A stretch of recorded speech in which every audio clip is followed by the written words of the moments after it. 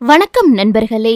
இருள் நிறைந்த இரவுகளுக்குள் சில காதல்கள் பிறக்கிறது, சில விதிகள் எழுதப்படுகிறது, சில ரகசியங்கள் உடைகிறது, சில உயிர்கள் ஒருவரை ஒருவர் தேடி அலைகிறது. கரைந்து கொண்டிருக்கும் ஒரு நிலவவள், உறைந்து போன ஒளியை சுமக்கும் ஒருவன். இரண்டு உயிர்கள் ஒருவரை ஒருவர் சந்திக்க பிறந்தவர்கள். ஆனால் அவர்களை இணைக்க விதி போராடுகிறது. அமாவாசை இரவுகள், இரத்த ரகசியங்கள், மறைக்கப்பட்ட வரலாறுகள், மர்மமான குரல்கள், 1000 ஆண்டுகள் புதைந்து கிடக்கும் உண்மைகள். இது சாதாரண காதல் கதையல்ல, காதலுக்குள் மறைந்திருக்கும் ஒரு இருண்ட உலகத்தின் கதை. 5 ஜோடிகளின் வாழ்க்கையை இணைக்கும் மர்மமான காதல் பயணம். எழுத்தாளர் விதானிகா எழுதிய கரையும் நிலவவள், உறையும் ஒளியவன். கதையின் உயிராக உங்கள் மனங்களை கவர்ந்த ஆர்ஜே புவனா செல்வம். இப்போது இந்த இருண்ட பயணத்திற்குள் நாமும் செல்லலாம். நிலவு 21. பறந்து விரிந்த அர்கானா சாம்ராஜ்ய அரண்மனையின் ஜன்னல் வழியாக உள்ளே நுழைந்த காலை சூரியனின் மென்மையான ஒளி படுக்கையில் ஆழ்ந்து உறங்கிக் கொண்டிருந்த அர்ஷானின் முகத்தில் மெல்லப்பட்டது. உறக்கத்திலும் கூட அவனின் கம்பீரமும் அழகும் குறையவில்லை. குருவிகள் ஜன்னல் அருகே வந்து ஒளி எழுப்ப மெதுவாக கண்களை திறந்தான் அர்ஷான். அவனின் இதழ்களில் கூச்சத்துடன் சேர்ந்து குறும்பு சிரிப்பும் வர விருக்ஷாலினியின் நினைவுகள் மனதில் சுற்றி சுழன்றன. பல வருடங்களாக ஒவ்வொரு காலையிலும் விழித்ததும் முதலில் அவன் மனதில் வந்தது சாபம், அமாவாசை, மரணம் வழி மட்டும்தான். ஆனால் இன்று அர்ஷானின் கண்கள் திறந்த முதல் நொடி அவன் மனதில் வந்தது விருக்ஷாலினி மட்டும்தான். இதுக்கு காரணமும் நீதான், வாழ்க்கை முழுக்க உன்னோட நிழலா இருக்க விரும்புறேன் என்று தான் சொன்ன வார்த்தைகள் நினைவுக்கு வந்தன. அவள் பதில் சொல்லவில்லை என்றாலும் பார்வையில் காதல் இருந்தது. அதனை உணர்ந்தவனுக்கு ஒரு நம்பிக்கையை கொடுத்தது. நான் காத்திருப்பேன் என்று தனக்குத்தானே சொல்லிக் கொண்டவன் படுக்கையை விட்டு எழுந்து தனது அலைபேசியை எடுத்தவன் வேலையாளுக்கு அழைத்தான். என்னோட ரூம்ல இருந்து டவலையும் ட்ரெஸ்ஸையும் எடுத்துட்டு வா, அண்ட் விருக்ஷாலினி தூங்கிட்டு இருந்தா அவளை எழுப்பாம எடுத்துட்டு வா, கவனம் என்று சொல்லிவிட்டு அழைப்பை அணைத்தான். அடுத்த 10 நிமிடத்தில் அவனின் ஆடைகளை வேலையால் எடுத்து வந்து கொடுக்க அதனை வாங்கியவனும் குளித்து முடித்து தயாராகிவிட்டு பிரவீனின் அறையை நோக்கி நடந்தான். அர்ஷானின் அறையில் விருக்ஷாலினியும் மெதுவாக விழித்திருந்தாள். அவளுக்கு நேற்றிரவு சரியாக தூக்கமே வரவில்லை. படுக்கையில் இருந்து எழுந்து அமர்ந்தவள் மெதுவாக தலையணையை எடுத்து அணைத்துக் கொண்டாள். அவளது காதல் நாயகனின் முகம் மனதில் தோன்றியது. அவனின் குரல், புன்னகை எல்லாம் ஒன்றன் பின் ஒன்றாக வந்தது. மொட்டை மாடியில் இதுக்கு காரணமோ நீதான் என்று அவன் சொன்ன விதம் மீண்டும் காதுகளில் ஒலிக்க அவளது கன்னங்கள் செவ்வானமாக சிவந்தன. அதனை உணர்ந்தவளோ, ஐயோ கொஞ்சம் வெக்கப்பட்ட போதும் டக்குனு கண்ண சிவந்து போயிடுது என்று தன்னைத்தானே திட்டியபடி முகத்தை கைகளால் மூடியவளின் மனமோ, நீயாடி கொஞ்சம் வெக்கப்படுற என்று கேட்டது. அந்த கேள்வியில் இதழ்களை கடித்தவளுக்கு டைனிங் ஹாலில் நடந்த அந்த இதழ் தீண்டலும் நினைவுக்கு வர, ஐயோ என்று தலையணையில் இன்னும் அழுத்தமாக முகத்தை புதைத்தாள். திடீரென சுவர் கடிகாரம் சத்தமிட அதில் நிதானத்திற்கு வந்தவளோ, விருக்ஷாலினி கூடிய சீக்கிரம் நீ பைத்தியமாக போற என்று முணுமுணுத்துக் கொண்டு படுக்கையில் இருந்து மெதுவாக எழுந்து டவலை எடுத்துக்கொண்டு குளியலறைக்குள் நுழைந்து ஷவரை திறந்துவிட்டாள். அவளின் செந்தாமரை இதழ் போன்ற மேனியில் பனித்துளியாய் நீர் வழிந்து ஓடியது. சோப்பு பெட்டியிலிருந்த நுரைக்கட்டியை எடுத்தவள் கழுத்தில் போட மொட்டை மாடியில் அர்ஷான் கழுத்தில் முகம் புதைத்த ஞாபகம் வந்தது. எவ்வளவு முயன்றாலும் அவனின் நினைவிலிருந்து வெளியே வர முடியவில்லை அவளால். அவனின் நினைவுகளோடு குளித்து முடித்து டவலை கட்டியபடி வெளியே வந்தாள். வார்ட்ரோபில் இருந்த இளஞ்சிவப்பு நிற புடவையை எடுத்து அணிந்தாள். நீண்ட கூந்தலை உலர்த்தி அழகாக பின்னினாள். கண்ணாடி முன் நின்றவள் ஒப்பனை கூட இல்லாமல் பேரழகே பொறாமைப்படும் அழகில் இருந்தாள். அவளின் வெண்மை நிறத்துக்கு முன் பௌர்ணமி நிலாவின் ஒளி கூட மங்களாக தெரியும் போல. தனக்கு முன்னால் ட்ரெஸ்ஸிங் டேபிளின் மேலிருந்த குங்குமத்தை எடுத்தவள் நெற்றியில் வைக்க முற்பட்ட நொடி கை அப்படியே அந்தரத்தில் நின்றது. விருக்ஷாலினியின் நினைவுகளில் அவள் வாழ்க்கையே தலைகீழாக புரட்டி போட்ட கல்யாண நாள் மின்னல் போல பளிச்சிட்டது. அவளது நெற்றியில் அர்ஷான் அவனது குருதியால் குங்குமம் வைத்த அந்த நொடி மனதில் மீண்டும் எழுந்தது. அப்போதிருந்த கோபம், வெறுப்பு, ஆத்திரம் அனைத்தும் இப்போது இல்லை. அதற்கு பதிலாக ஒரு இனிமையான உணர்வு மட்டும் இருந்தது. மெல்ல சிரித்தபடி குங்குமத்தை நெற்றியில் வைத்துக் கொண்டாள். கண்ணாடியில் தெரிந்த தன் உருவத்தை பார்த்தவளுக்கு திருமணமான புது பெண்ணின் கலை இப்போதுதான் முகத்தில் தெரிந்தது. அர்ஷானை பற்றி அவள் கனவு கண்டு கொண்டிருக்க, விருக்ஷாலினி எழுந்துட்டியா என்ற குரலோடு கதவு திறந்தது. அதிர்ந்த விருக்ஷாலினி திரும்பி பார்த்தாள். சிரித்த முகத்தோடு உள்ளே வந்திருந்தாள் மிர்னாளினி. விருக்ஷாலினியோ மிர்னாளினி என்று அதிர்ச்சியோடு கேட்டவளோ மேலும் நான் பயந்துட்டேன் என்றால் தன்னை நிதானப்படுத்தியபடி. எதுக்கு பயந்தீங்க? இது ரைவான் மாமாவோட அறை. அவ்வளோ சீக்கிரம் யாராலையும் உள்ள வர முடியாது. இன்ஃபேக்ட் இப்போ உங்களோட ரூம் கதவை நான் தட்டாம உள்ள வந்தது மட்டும் அவருக்கு தெரிஞ்சது நான் அவ்வளோதான் என்று சொன்னாள். சிரித்தபடி விருக்ஷாலினியோ ஐனோ, நானும் சட்டுன்னு கதவு திறந்து வந்தீங்கல்ல, அதுலதான் பயந்துட்டேன் என்றாள். மிர்னாளினியோ ஐம் சாரி என்று சொல்ல, பரவாயில்ல என்றாள் அவள். எங்க ரைவான் என்று மிர்னாளினி கேட்க, தெரியல, நைட்டு ரூமுக்கு வந்தாரான்னு கூட என்று சொல்ல, உங்களுக்குள்ள மறுபடியும் ஏதாவது சண்டையா என்று கேட்டாள் அவள். ஐயோ இல்ல, மேபி நான் தூங்குனதுக்கு அப்புறம் வந்திருக்கலாம் என்று சொன்னவளோ பேச்சை மாற்றும் பொருட்டு, காலங்காத்தால என்ன தேடி வந்திருக்கீங்க, ஏதாவது சொல்லணுமா என்று கேட்க, நெற்றியில் அடித்த மிர்னாளினியோ சொல்ல வந்த விஷயத்தையே மறந்துட்டு எதேதோ பேசிட்டு இருக்கேன். நாங்க எல்லாரும் காஃபி குடிக்க தோட்டத்துக்கு போறோம் என்று சொன்னாள்.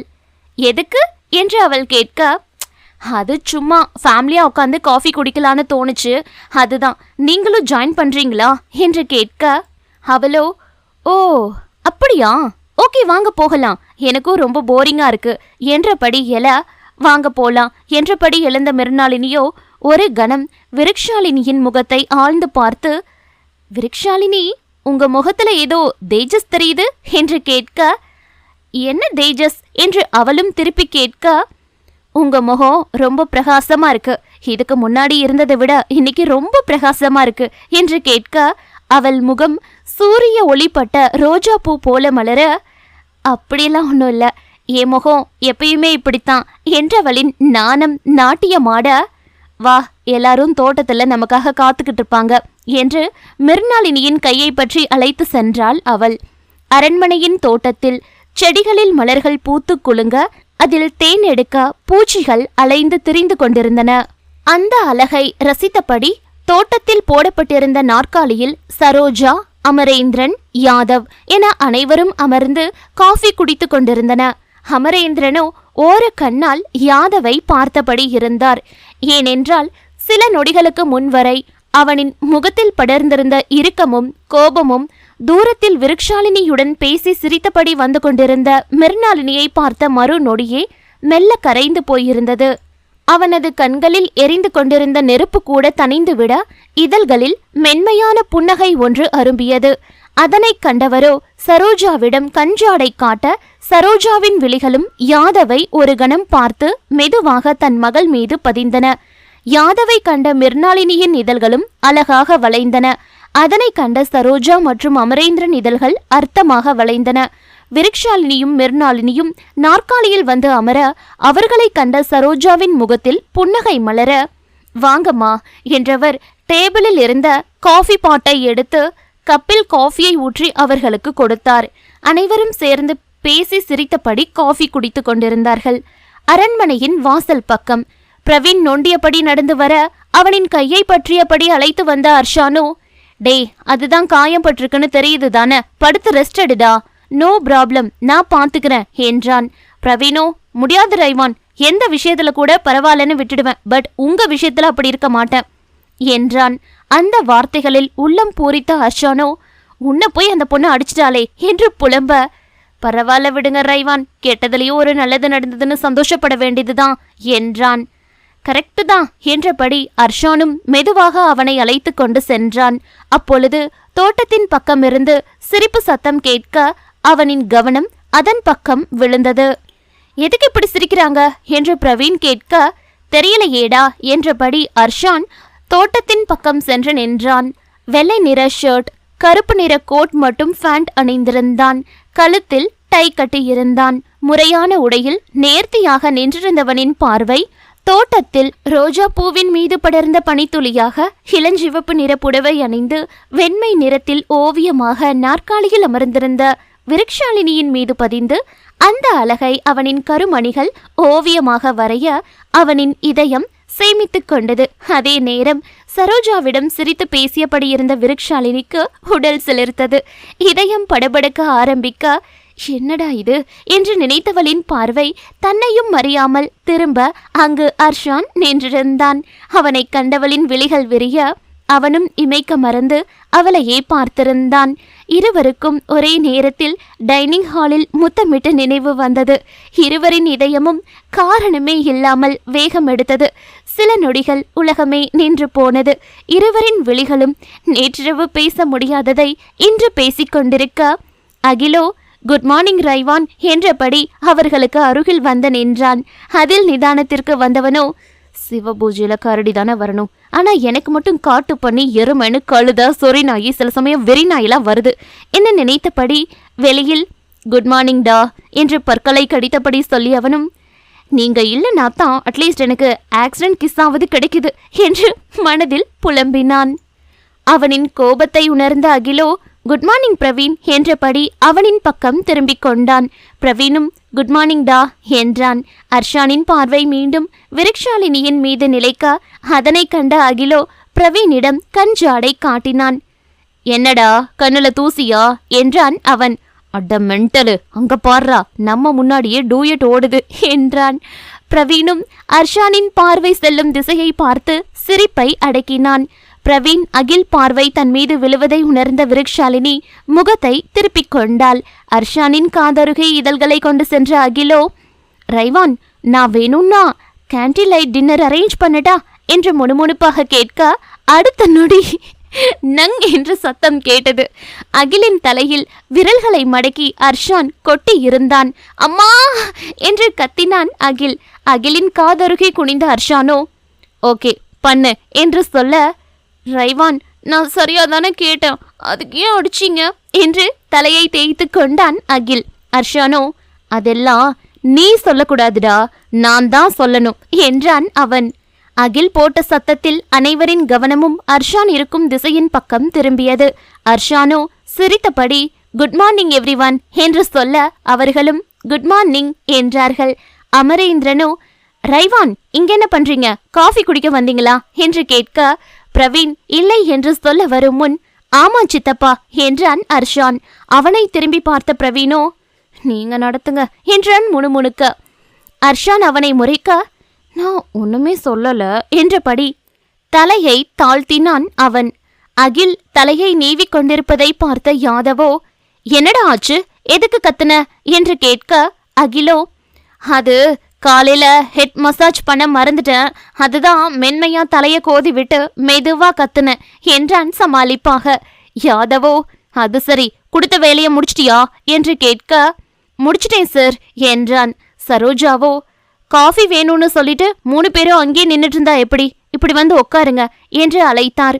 மூவரும் வந்து அமர்ந்தனர். விருக்ஷாலினியும் காஃபி கோப்பையை எடுத்து அர்ஷானிடம் நீட்டினாள். கோப்பையை வாங்கும்போது அவளது விரல்களை அவனது விரல்கள் மெதுவாக தீண்டின. இருவரின் இதயமும் ஒரே நேரத்தில் வேகமாக துடித்தது. அர்ஷானின் மனதில் திருமண நாளில் தொடங்கி அவள் முதலாக அரண்மனைக்கு வந்த நாள், மசாலா பொரி சம்பவம், மொட்டை மாடி என எல்லாம் மனதில் படமாக ஓடியது.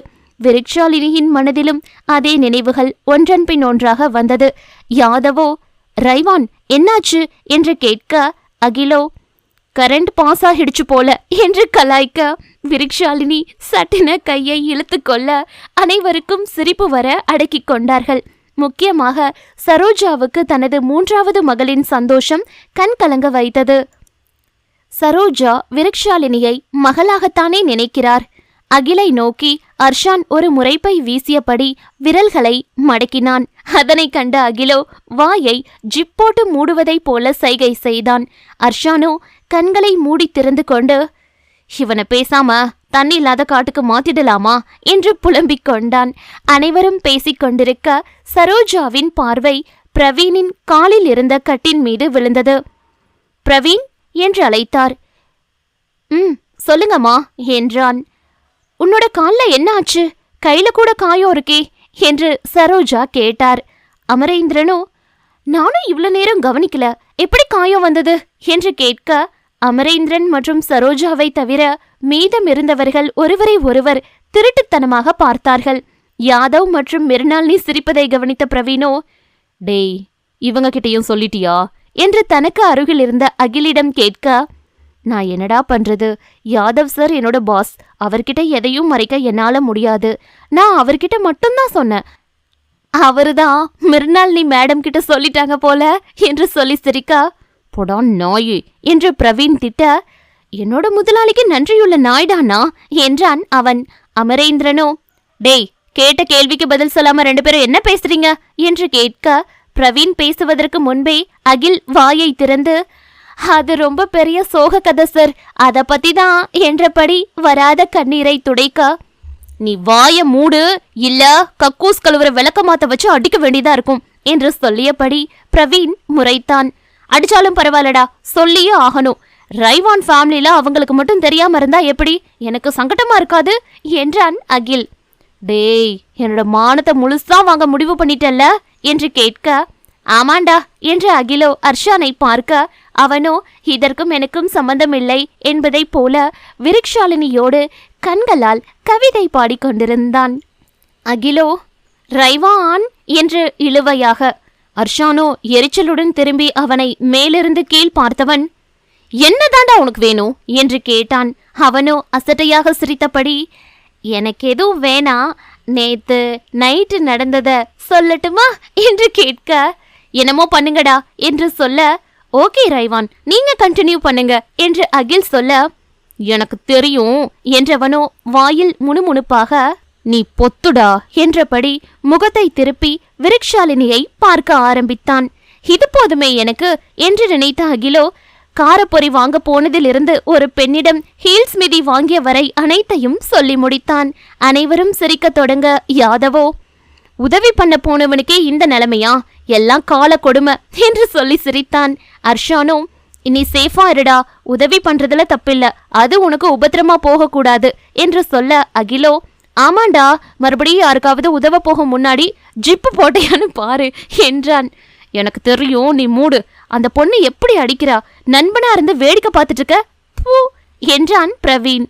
பரவாயில்ல, நண்பன் எச்சதானே என்றபடி துடைத்து கொண்டான் அகில். சரோஜாவோ, சரி விடு பிரவீன், இனி ஜாக்கிரதையாரு, கால் இன்னும் வலிக்குதா என்றார். சரிம்மா, நேத்து தான் நிறைய வலிச்சுது, இப்போ பரவாயில்ல, நடக்கதான் கொஞ்சம் கஷ்டமா இருக்கு என்றான். அமரேந்திரனோ, பிரவீன், நீ ஆபீஸ் போக வேணாம், ரெஸ்ட் எடு, காயம் குணமானதும் போய்க்கலாம் என்று சொல்ல, இல்ல சார் வேணாம், இந்த ஜப்பான் ப்ராஜெக்ட் நமக்கு ரொம்ப இம்பார்ட்டன்ட், அதுலயும் ரைவானோட பாதுகாப்பு, சோ நான் போயே தீருவேன் என்றான். அவன் சொல்வதை கேட்க மாட்டான் என்பது அமரேந்திரனுக்கும் புரிய, அகில், நீ இவங்களுக்கு துணையா போடா, பிரவீன் குணமாகிற வரை அவங்களோடவே இரு என்றவர் யாதவை பார்க்க, யாதவோ, அகில் நீயும் அவங்க கூட போ என்று சொன்னான். ஓகே சார் என்றான் அகில். யாதவோ, அர்ஜுன் எங்க என்று கேட்க, மிர்னாலினியோ, அவ இன்னும் தூங்கிட்டு இருக்கான், எழுப்புன எழல என்றாள். அமரேந்திரனோ, இவனை என்னதான் பண்றதோ என்று சலித்தார். யாதவோ, விடுங்கப்பா, சின்ன பையன்தானே என்றான். அர்ஷானோ, பிஏவா இருக்க வேலைக்கு ஆள் வேணும்னு சொல்லி விளம்பரம் கொடுக்க சொன்ன, என்னாச்சு பிரவீன் என்று கேட்டான். உடனே பிரவீன் தனது அலைபேசியை எடுத்தவன், நேத்தே அனுப்பிட்டே ரைவான், மார்னிங் நியூஸ் பேப்பர்ல வந்துருச்சு, அண்ட் நம்ம அஃபிஷியல் பேஜ்ல கூட வந்துருச்சு, இன்னைக்கு மாலைக்குள்ள அப்ளிகேஷன் வர ஆரம்பிச்சிடும் என்றான். நல்ல பொண்ணா இருக்கணும், நம்பிக்கையானவளா இருக்கணும் என்றவனது பார்வை ஒரு நொடி விருக்ஷாலினி மீது விழ, விருக்ஷாலினிக்கு கம்பெனி கிடைக்கிற மாதிரி இருக்கணும் என்று முடித்தான். விருக்ஷாலினியின் இதழ்களில் மென்மையான புன்னகை மலர்ந்தது. அகிலோ, மச்சி, நம்ம ரைவான் சிறந்த ஹஸ்பண்ட் மெட்டீரியல் என்று சொல்ல, என்றான். அதனைத் தொடர்ந்து அனைவரும் சேர்ந்து பேசி முடிக்க, அர்ஷானோ, சரி டைம் ஆகிடுச்சு, நாங்க கிளம்புறோம் என்றான். மீட்டிங் நல்லபடியா போகட்டும் என்றார் அமரேந்திரன். அர்ஷான் தலையசைத்தான். யாதவிடமும் சில வேலைகளை ஒப்படைத்தவன் பிரவீன் அகிலுடன் காரின் அருகே சென்றான். கார் கதவை அகில் திறந்துவிட அதில் ஏறுவதற்கு முன் அர்ஷான் திரும்பி விருக்ஷாலினியை பார்த்தான். விருக்ஷாலினி இன்னும் அவனையே பார்த்து கொண்டிருந்தாள். அவளது கண்களில் இருந்த அந்த நேசம் அவன் இதயத்தை முழுவதும் நிரப்பியது. மெல்ல அவளுக்கு மட்டும் தெரியும் வகையில் சிறிய புன்னகை ஒன்றை கொடுத்தான். விருக்ஷாலினியின் கன்னங்கள் சிவந்தன. அவளும் சிரித்தாள். அர்ஷானோ பாய் என்று இதழ்களை மட்டும் அசைத்து அவளிடம் சொல்லிவிட்டு காரில் அமர்ந்தான். விருக்ஷாலினியும் யாருக்கும் தெரியாமல் அவனை பார்த்தபடி மெதுவாக கண்ணசைத்தாள். அவளின் அந்த பார்வையே அர்ஷானின் இதயத்தை நாள் முழுவதும் தாங்கிச் செல்லும் சக்தியாக மாறியது. அர்ஷானின் காருக்கு முன்னும் பின்னும் இருந்த கார்களில் ரைவார் ஆட்கள் ஏறி அமர்ந்தார்கள். கார்கள் வரிசை கட்டி மெதுவாக அரண்மனையை விட்டு நகர ஆரம்பித்தன. ஆனால் விருக்ஷாலினியின் கால்கள் மட்டும் அங்கேயே நின்றன. கார் சிறிது சிறிதாக தொலைவாகி ஒரு புள்ளியாக மாறி இறுதியில் அவளது கண்களுக்கு மறைந்த பிறகு அவளது விழிகள் அந்த பாதையையே பார்த்து கொண்டிருந்தன. எப்போ மாலையாகும், எப்போ மறுபடியும் அவரை பாப்ப என்ற ஏக்கம் அவளது இதயத்தை இனிமையாக வருடியது. அதே நேரம் காருக்குள் அமர்ந்திருந்த அர்ஷானும் பின்பக்க கண்ணாடி வழியாக விருக்ஷாலினி இன்னும் தன்னை பார்த்து கொண்டிருப்பதை கவனித்தான். அவனது இதழ்களில் தானாகவே ஒரு ஆழமான புன்னகை மலர்ந்தது. இன்னைக்கு வேலை சீக்கிரம் முடிச்சுட்டு வீட்டுக்கு வந்துடணும் என்று மனதிற்குள் சொல்லிக் கொண்டவன் காரின் இருக்கையில் சாய்ந்தபடி அவளது நினைவுகளோடு தனது நாளை தொடங்கினான். நிலவு 22. அரண்மனையின் இரும்பு கதவுகள் மெதுவாக திறக்க அர்ஷான் அமர்ந்திருந்த கருப்பு நிற ஜாகுவார் கார் கம்பீரமாக வெளியேறியது.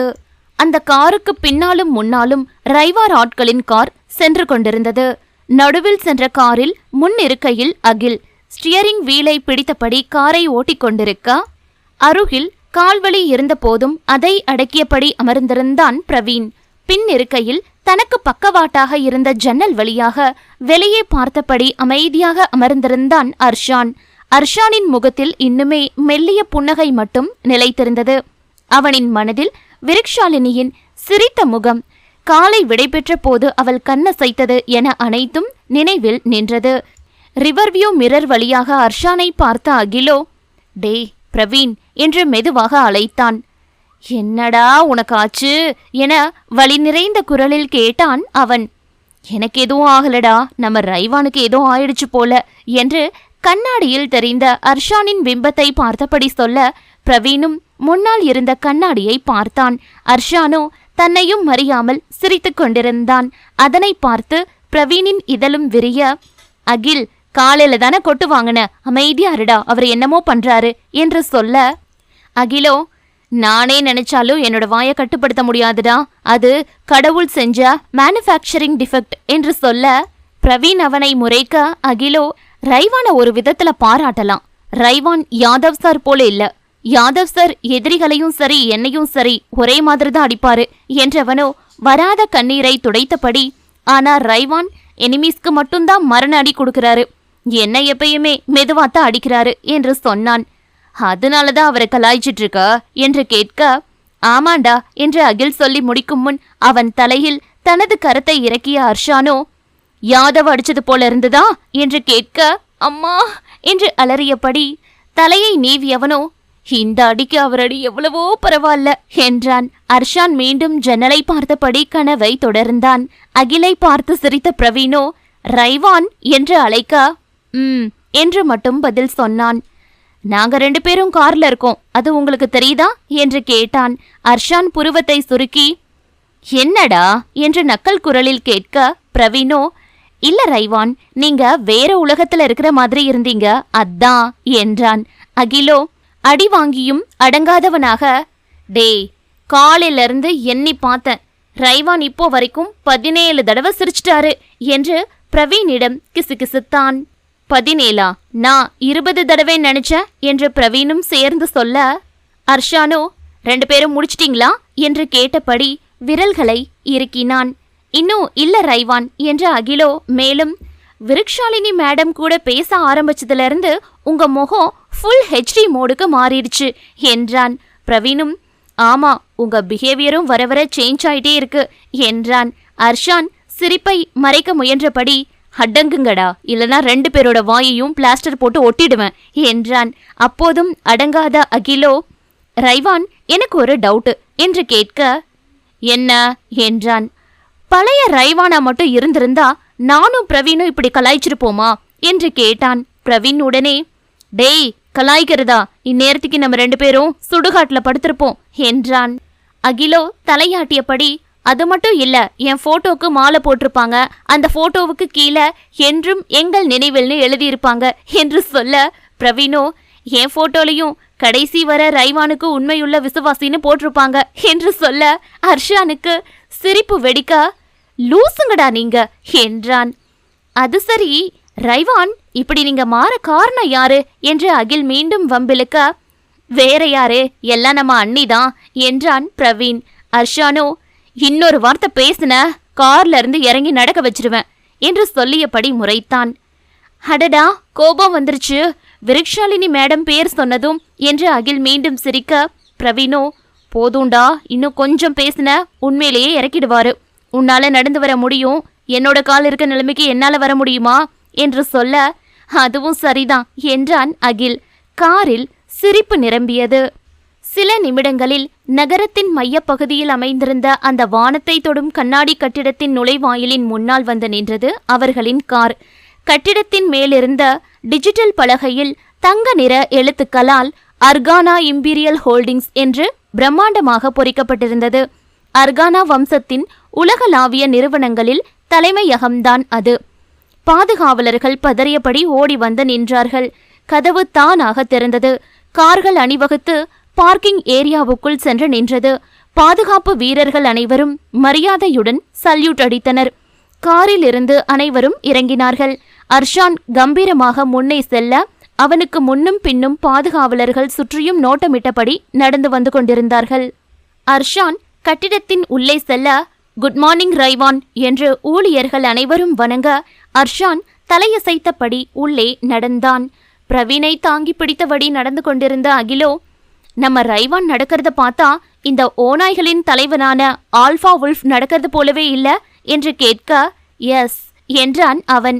இவர்கள் இப்படி நடந்து வந்து கொண்டிருக்க, அந்த கம்பெனியில் வேலை செய்யும் ஊழியர் முருகனோ வேலையை பார்த்தபடியே தனது தொலைபேசியில் மனைவியிடம் பேசிக்கொண்டிருந்தான்.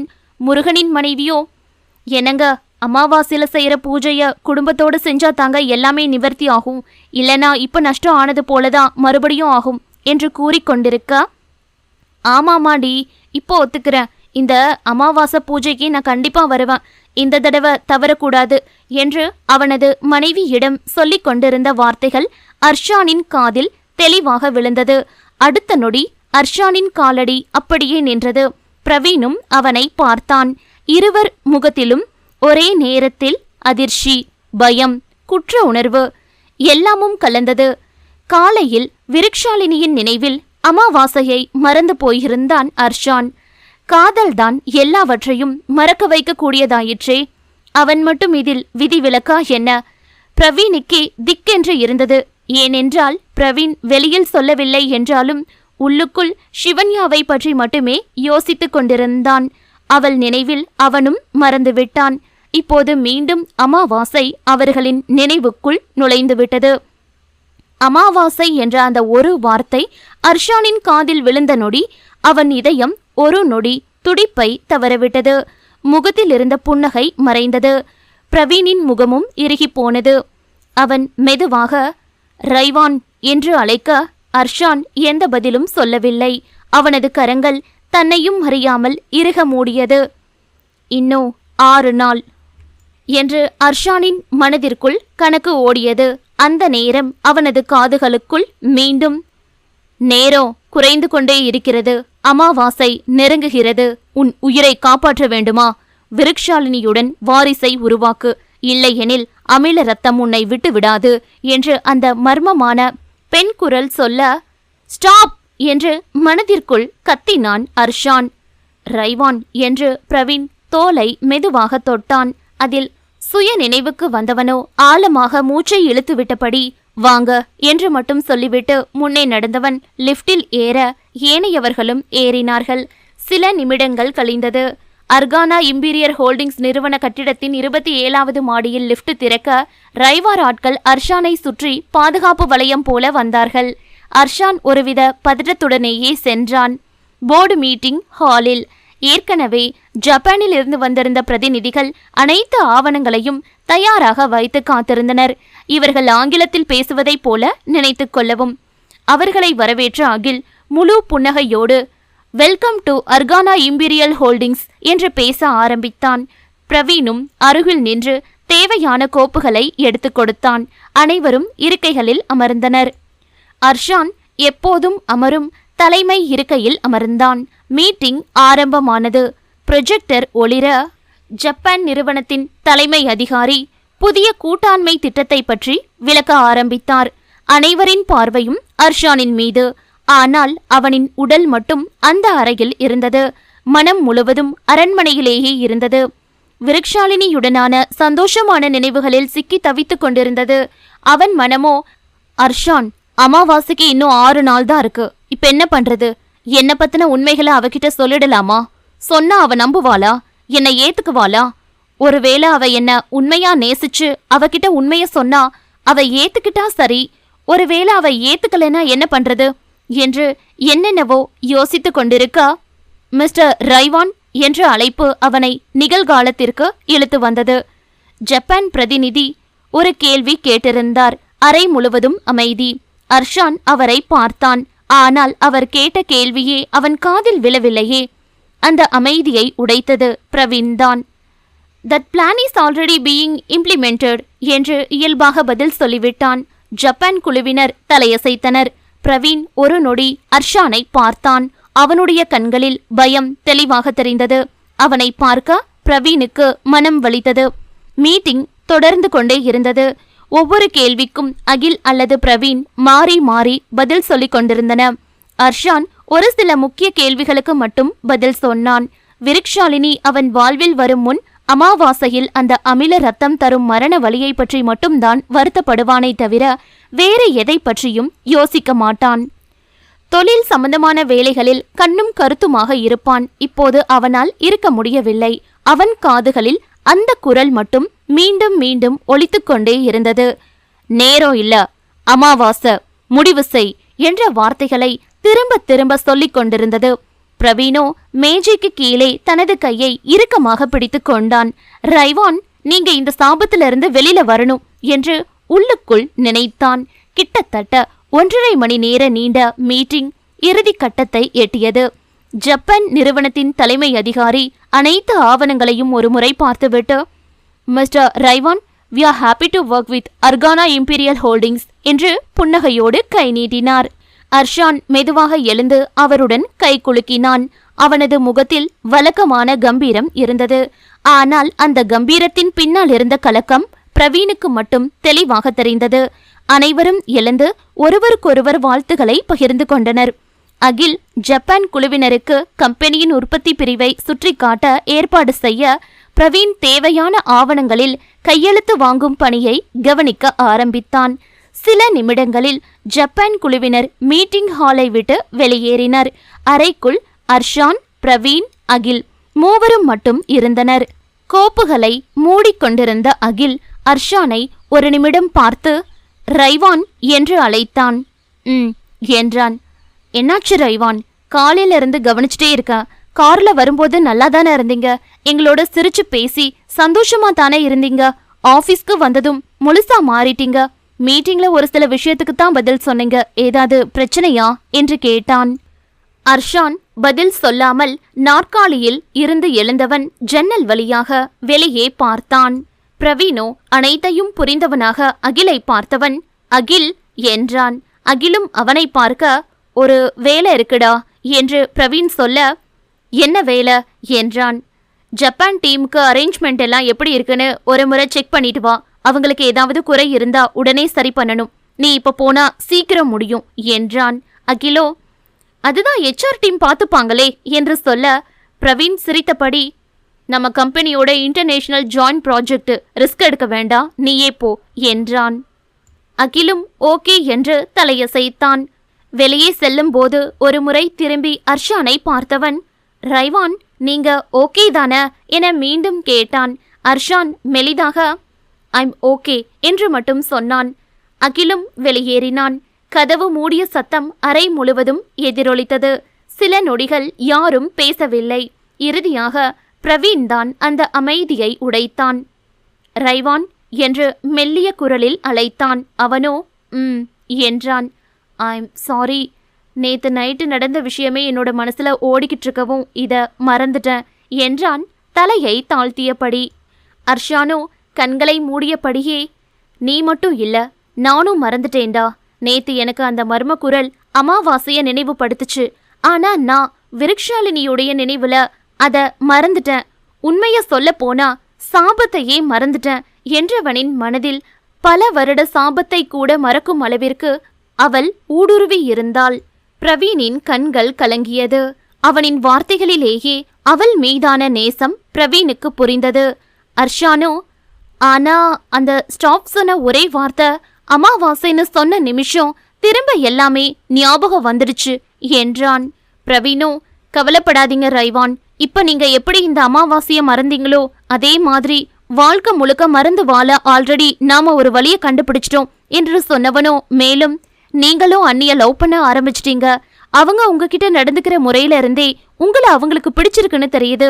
உங்களுடைய சாபம், உங்களுடைய பிரச்சனை எல்லாத்தையுமே சொல்லி 2 பேருமே உடலாலும் மனசாலும் இணைஞ்சு ஒரு குழந்தைய பெத்துக்கிட்டீங்க அப்படின்னா எந்த பிரச்சனையும் இல்ல என்றான். அதுதான் என்னோட பிரச்சனையே பிரவீன். அவளை கல்யாணம் பண்ணிக்கிட்டதுக்கு பிறகு அவளை வாழ்க்கை முழுக்க ஏமாத்தக்கூடாது, துரோகம் பண்ணக்கூடாது, அவளுக்கு உண்மையா இருக்கணும்னு என்னுடைய ரகசியங்களை சொல்லணும்னு நினைச்சேன் என்று சொன்னவனின் குரல் உடைய. ஆனா அப்போ அவ மேல எனக்கு காதல் இருந்ததா அப்படின்னு கேட்டா ஈர்ப்பு இருந்தது, குற்ற உணர்வு இருந்தது. அதோட அப்போ உண்மைகளை சொல்ல எனக்கு தைரியம் இருந்தது என்று தழுதழுத்த குரலில் சொல்ல பிரவீன் அவனை ஆழ்ந்து பார்க்க பிரவீனின் பக்கம் திரும்பி அவனின் விழிகளை பார்த்த அர்ஷானோ, ஆனா இப்ப இல்லடா, ஏன்னா இப்ப நான் அவளை மனசார காதலிக்கிறேன். இத நேத்தே அவகிட்டையும் சொல்லிட்டேன். கூடிய சீக்கிரம் அதுக்கான பதில சொல்றேன்னு சொல்லியிருக்கான். அதோட அவ ஏற்கனவே அவளுடைய அப்பா இறந்து போன சோகத்துல இருந்து இப்பதான் கொஞ்சம் கொஞ்சமா மீண்டு வந்துகிட்டு இருக்கான். அவகிட்ட போய் உன்னை கல்யாணம் பண்ணிக்கிட்டதே சாபத்துக்காகத்தான், என்னுடைய சுயநலத்துக்காகத்தான், உன்னோட வாழ்க்கைய மொத்தமா நான் நாசமாக்கிட்டேன். ஆனா இப்ப காதலிக்கிறேன்னு சொன்னா அவ ஏத்துப்பாளா, என்ன மன்னிப்பாளா என்று ஒவ்வொரு கேள்விகளையும் அழுத்தமாக கேட்டான். அது பிரவீனிடம் கேட்டானா அல்லது தன்னிடமே கேட்டானா என்பது அவனுக்கே வெளிச்சம். ஆழமாக மூச்சை விட்ட பிரவீனோ, ரைவான், நீங்க அதிகமா யோசிக்கிறீங்க.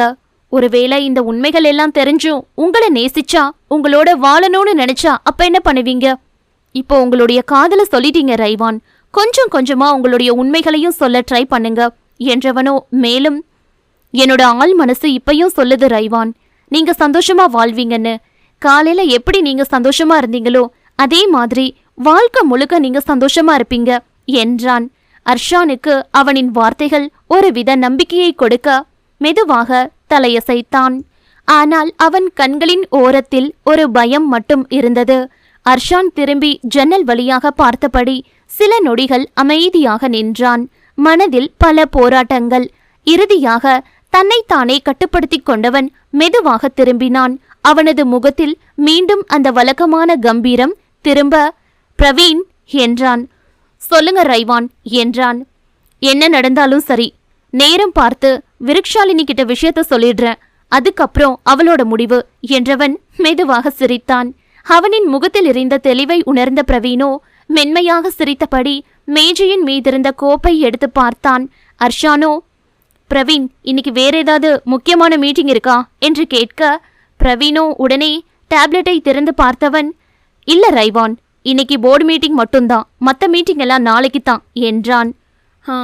என்று தலையசைத்த ஹர்ஷானோ, அந்த PA ரெக்ரூட்மெண்ட் அட்வர்டைஸ்மெண்ட் என்று கேட்டான். அதுதான் காலையில போன்ல காட்டுனனே என்றவன் மேலும், காலையில எல்லா முக்கிய நியூஸ் பேப்பர்லையும் ஆன்லைன் போஸ்டர்லையும் பப்ளிஷ் ஆகிடுச்சு ரைவான், 2 நாள்ல இன்டர்வியூ என்றான் பிரவீன். அர்ஷான் சில நொடிகள் யோசித்தபடி, குட், விருக்ஷாலினிக்கு நம்பிக்கையான ஒரு ஆள் கிடைக்கணும் என்றான். கண்டிப்பா ரைவான் என்றான் பிரவீன். அதே நேரம் கதவை திறந்து உள்ளே வந்த அகிலோ, பிரவீன், நீ சொன்னதை சிறப்பா செஞ்சிட்ட என்றபடி நாற்காலியில் அமர்ந்தான். அர்ஷானோ, குட் அகில், அண்ட் மீட்டிங்கையும் சரியா ஹேண்டில் பண்ணியிருக்க என்று பாராட்ட, அகிலோ, ரைவான், உங்களை என்னால புரிஞ்சுக்கவே முடியல. காலையில சந்தோஷமா இருந்தீங்க, மீட்டிங் நடக்கும்போது என்னவோ போல இருந்தீங்க, இப்ப ஜாலியா இருக்கீங்க. உங்களை டீகோட் பண்றது ரொம்ப கஷ்டமா இருக்கு. உங்ககிட்டயும் யாதவ் சார்கிட்டயும் வேலை செய்யறதுக்கு பதிலா 4 எரும மாட்டை குளிப்பாட்டி பிழைக்கலாம் என்றான் சலிப்பாக. பிரவீனோ, கொஞ்ச நேரமாவது சீரியஸா இருக்க முடியாதா என்று கேட்டான். முடியாது என்று தோலை குலுக்கிய அகில் திடீரென்று பிரவீனை பார்த்து, டேய், உன் கால் எப்படி இருக்கு என்று கேட்டான். லைட்டா வலிக்குதுடா, காலையில பெயின் கில்லர் எடுத்தேன், அதை தாண்டியும் கொஞ்சம் வலிக்குது என்றான் பிரவீன் முகத்தை சுளித்தபடி. அந்த ஹீல்ஸ் ராட்சசி எவ்வளோ ஃபோர்ஸ்ல உதைச்சிருக்கா என்றவனோ மேலும், இனி நீ யாருக்கும் ஹெல்ப் பண்ண போகும் முன்னாடி ஜிப்பு போட்டியான்னு செக் பண்ணிடு என்று மீண்டும் அகில் சிரித்தபடி கலாய்க்க ஆரம்பிக்க அர்ஷானோ, டே பாவோண்டா, அவனை சும்மா கலாய்க்காத என்றான் அவன். அகிலோ, எனக்கும் பாவமா தான் இருக்கு ரைவான், எல்லாருக்கும் தண்ணியில தானே கண்டம் இருக்கும், நம்ம பிரவீனுக்கு என்று இழுக்க அவன் சொல்ல வந்ததை புரிந்து கொண்ட பிரவீனின் விழிகள் விரிய, அடுத்த வார்த்தை சொன்ன மவனே கன் எடுத்து போட்டு வேண்டா என்று சொல்லி முடிக்கும் முன் அர்ஷானோ அகிலின் தலையில் மீண்டும் கொட்டியிருந்தான். ஆ என்று அவன் தலையை தேய்த்தான். அர்ஷானோ, டேய், ஏண்டா அடி வாங்குற, என்கிட்டயே இப்படி வாங்குறேனா யாதவ் கிட்ட எவ்வளோ அடி வாங்குவ என்று கேட்க, அடி வாங்கி பழகிடுச்சு ரைவான் என்றான். பிரவீனோ, நீ திருந்த மாட்ட என்று சொல்ல அகிலோ சிரித்தபடி, ரைவான், உங்களுக்கு பிரவீனை பத்தி தெரியல.